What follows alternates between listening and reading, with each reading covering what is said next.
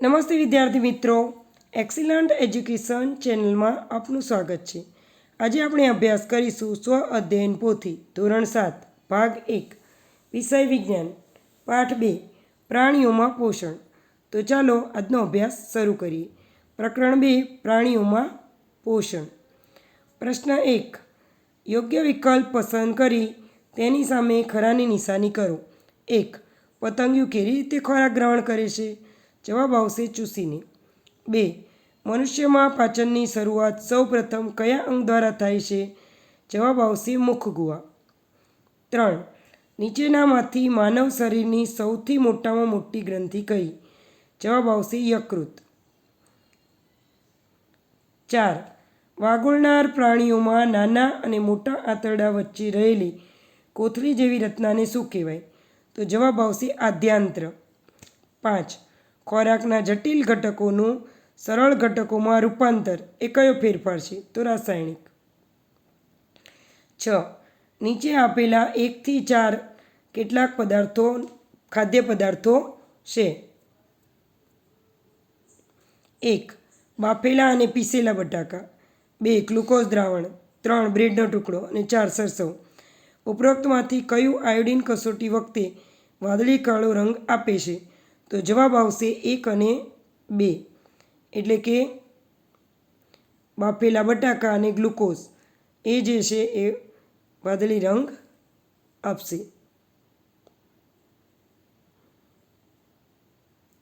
અહીંયા 1 અને 2 ન આવે, જવાબ આવશે બાફેલા બટાકા અને બ્રેડનો ટુકડો, એટલે જવાબ આવશે 1 અને 3, આને ચેકી નાખજો। 7 નંબર, નાના આંતરડાના રસાંકુરોના સંદર્ભે નીચેનામાંથી કયા વિધાનો સાચા છે? તો 1, તેમને ખૂબ જ જાડી દિવાલ છે, પાતળી અને નાની રક્તવાહિની નેટવર્ક ધરાવે છે, નાના છિદ્ર ધરાવે છે કે પ્રવર્ધો છે? તો જવાબ આવશે 1, 2 અને 4, આ ત્રણેય રસાંકુરો માટે જરૂરી છે। 8, ગળેલો ખોરાક અન્નનળીમાં નીચે તરફ જાય છે કારણ કે જીભની માંસપેશીઓ દ્વારા દબાણ કે ધક્કો લાગે છે। પ્રશ્ન 2, પ્રશ્નોના જવાબ આપો। 9, મનુષ્યમાં જોવા મળતી ખોરાક ગ્રહણ કરવાની પદ્ધતિનું નામ આપો। તો મનુષ્ય ખોરાક ગ્રહણ કરવાની પદ્ધતિને ચાવીને ખાય છે તેવું કહેવાય, એટલે કે ચાવવું। 10, મનુષ્યના પાચનતંત્રમાં કયા કયા અંગોનો સમાવેશ થાય છે?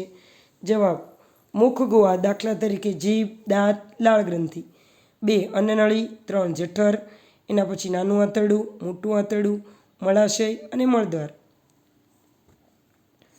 11, અંતઃગ્રહણ એટલે શું? ખોરાકને શરીરની અંદર લેવાની પ્રક્રિયાને અંતઃગ્રહણ કહે છે। 12, મનુષ્યના દુધિયા દાંત પડી જાય છે અને નવા દાંત આવે છે, સમજાવો। જવાબ, દુધિયા દાંત 6 થી 8 વર્ષની ઉંમરે પડી જાય છે। દુધિયા દાંતની જગ્યાએ કાયમી નવા દાંત આવે છે, તેથી દુધિયા દાંત 30 હોય છે, જ્યારે કાયમી દાંત 32 હોય છે। તેથી જ મનુષ્યના દુધિયા દાંત પડી જાય અને નવા દાંત આવે છે।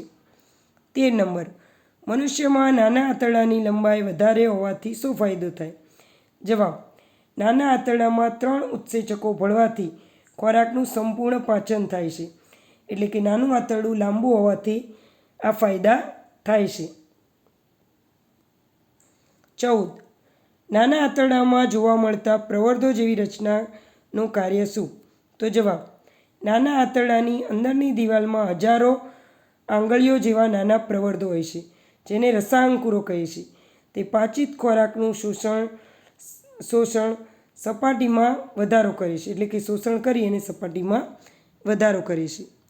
15, ORSની ક્યારે જરૂર પડે?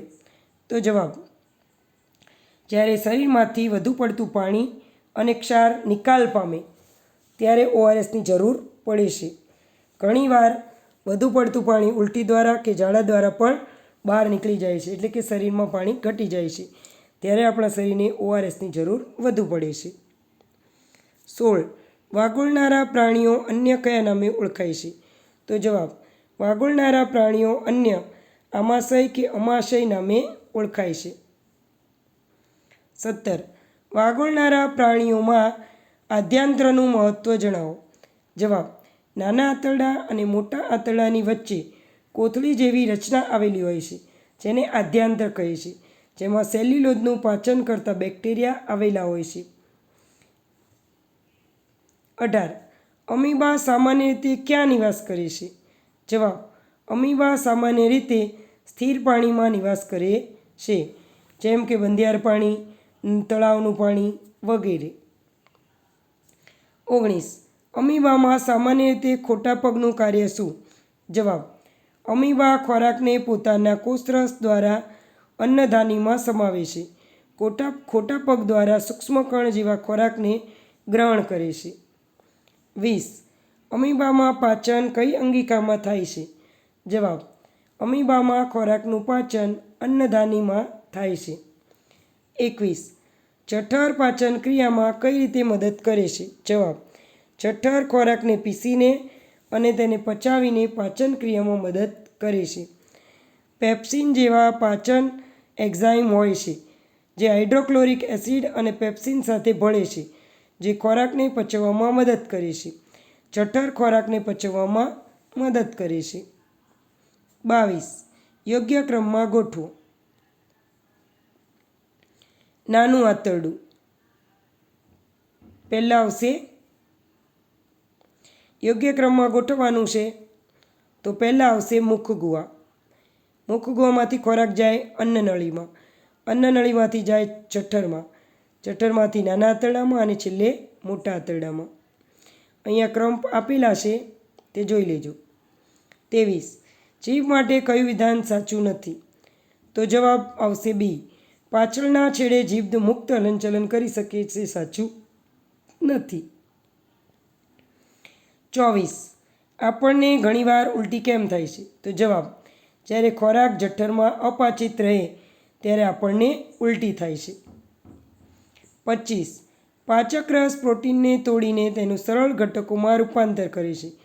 આ પાચક રસને કાર્યરત કરવા જઠરમાં કેવું માધ્યમ હોવું જરૂરી છે? જવાબ: પાચક રસ પ્રોટીનને તોડીને તેનું સરળ ઘટકમાં રૂપાંતર કરે છે. આ પાચક રસને કાર્યરત કરવા જઠરમાં એસિડિક માધ્યમ હોવું જરૂરી છે. 26. યકૃત અને સ્વાદુપિંડના સ્ત્રાવોનું મહત્ત્વ જણાવો. જવાબ: યકૃતમાંથી પિત્તરસ ઉત્પન્ન થાય છે, તે ચરબીના પાચનમાં મદદ કરે છે. સ્વાદુપિંડમાંથી સ્વાદુરસ ઉત્પન્ન થાય છે, જે પ્રોટીનના પાચનમાં મદદ કરે છે. 27. વિભાગ અ અને વિભાગ બ બંને યોગ્ય રીતે જોડો. 1.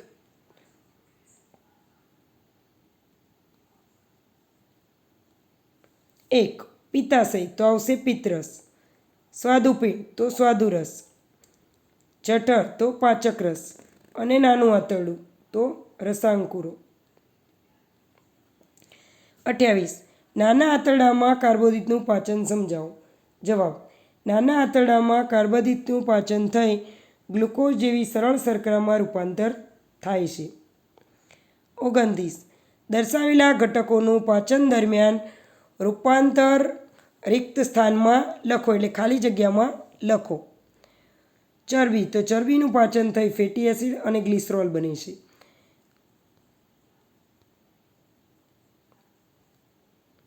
પ્રોટીનનું પાચન થઈ એમિનો એસિડ બનશે. કાર્બોદિતનું પાચન થઈ શર્કરા બને છે. 30. સ્વાંગીકરણ ક્રિયા દ્વારા પાચિત ખોરાકમાં રહેલ ગ્લુકોઝને તોડવાનું કાર્ય ઓક્સિજન કરે છે. તે દરમિયાન પાણીની સાથે કયો વાયુ ઉત્પન્ન થાય છે? જવાબ: સ્વાંગીકરણ ક્રિયા દ્વારા પાચિત ખોરાકમાં રહેલા ગ્લુકોઝને તોડવાનું કાર્ય ઓક્સિજન કરે છે. તે દરમિયાન પાણીની સાથે કાર્બન ડાયોક્સાઇડ વાયુ ઉત્પન્ન થાય છે. 31. આપણે ખોરાકમાં ઘાસનો ઉપયોગ કેમ કરતા નથી?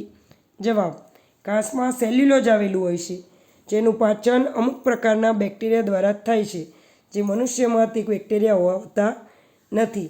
તેથી મનુષ્યનું શરીર ઘાસને પાચન કરી શકતું નથી. 32. મને ઓળખો. હું રસધાનીઓ સાથે સતત આકાર અને સ્થાન બદલું છું. જવાબ આવશે અમીબા.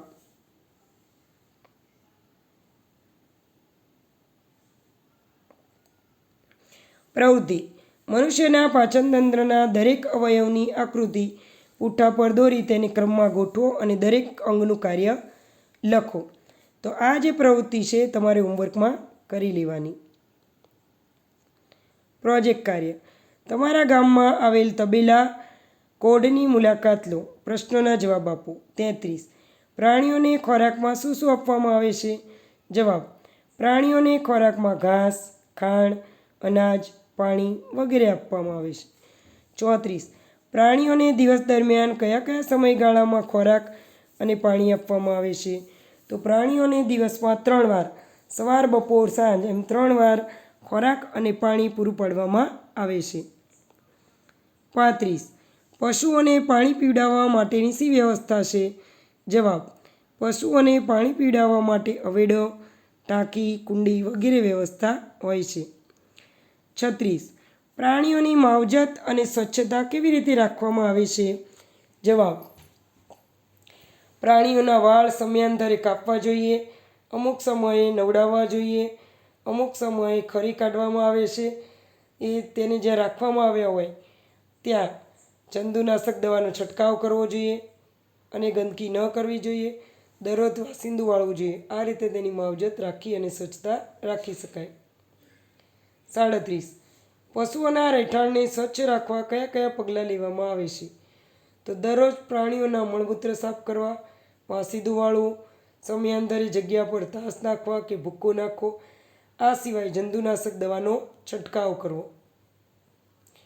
તો વિદ્યાર્થી મિત્રો, અહીંયા આજનો અભ્યાસ પૂર્ણ થાય છે, પરંતુ પાઠના અંતે ફ્લોચાર્ટ આપણે જોઈ લઈએ.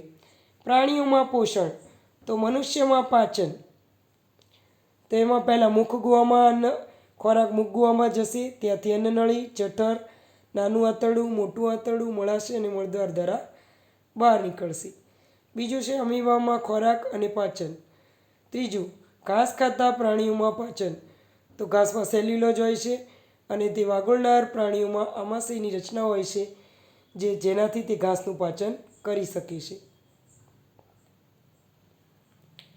તો વિદ્યાર્થી મિત્રો, આજનો અભ્યાસ પૂર્ણ થાય છે. તમને વિડીયો પસંદ આવ્યો હોય તો વિડીયોને લાઇક, શેર અને સબસ્ક્રાઈબ જરૂરથી કરજો અને તમારા બીજા મિત્રોને પણ શેર કરજો. Thank you.